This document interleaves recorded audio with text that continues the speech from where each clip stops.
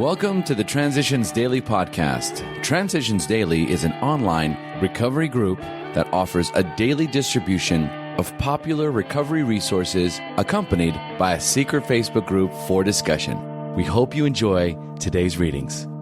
This is Transitions Daily for June 12th, read by Craig M. from Denny, Scotland. AA Thoughts for the Day. Sacrifices. At the beginning we sacrificed alcohol. We had to, or it would have us killed. But we couldn't get rid of alcohol unless we made other sacrifices. Big shotism and phony thinking had to go.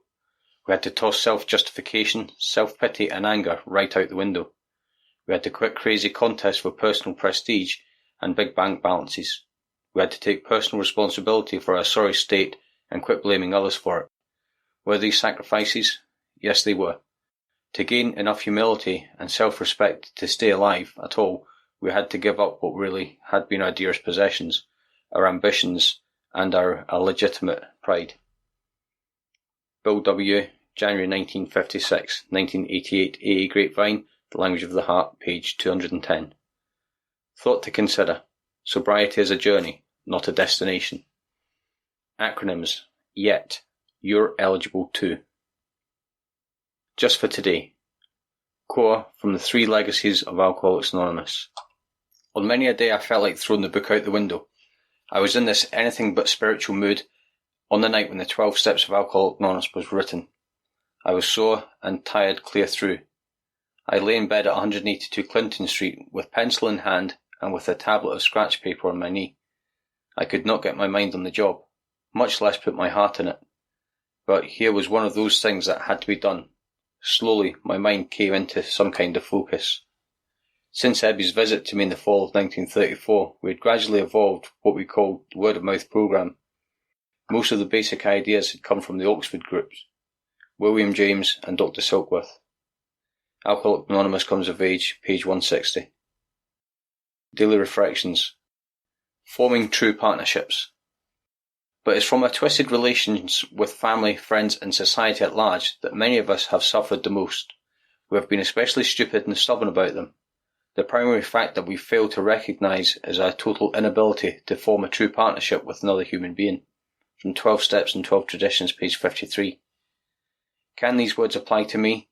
I am still unable to form a true partnership with another human being. What a terrible handicap that would be for me to carry into my sober life. In my sobriety, I will meditate and pray to discover how I may be a trusted friend and companion. As Bill sees it. Release and joy.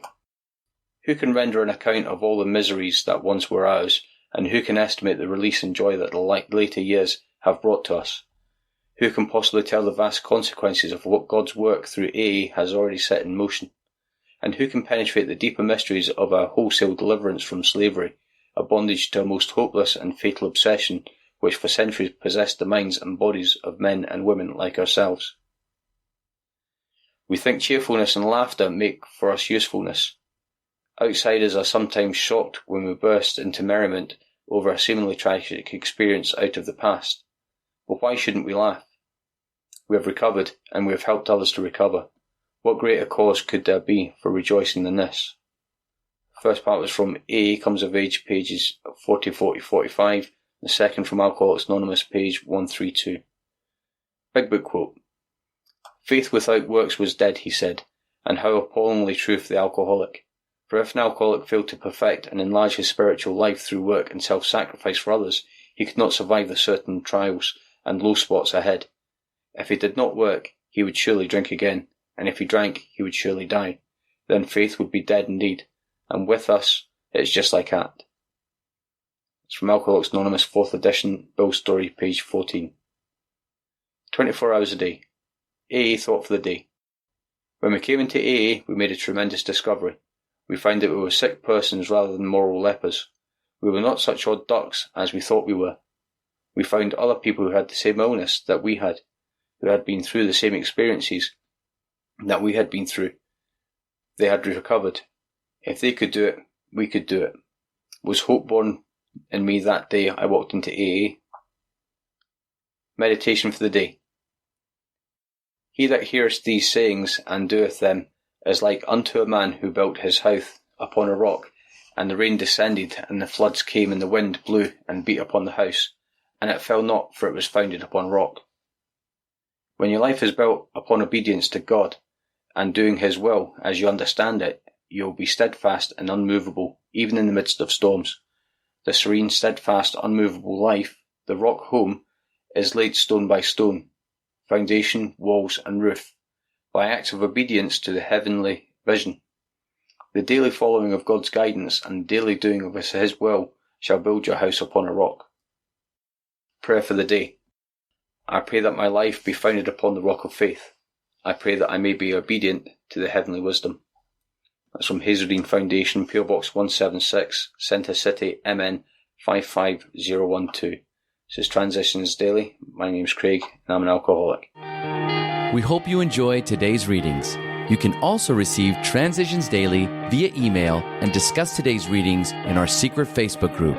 So for more information, go to dailyaaemails.com today.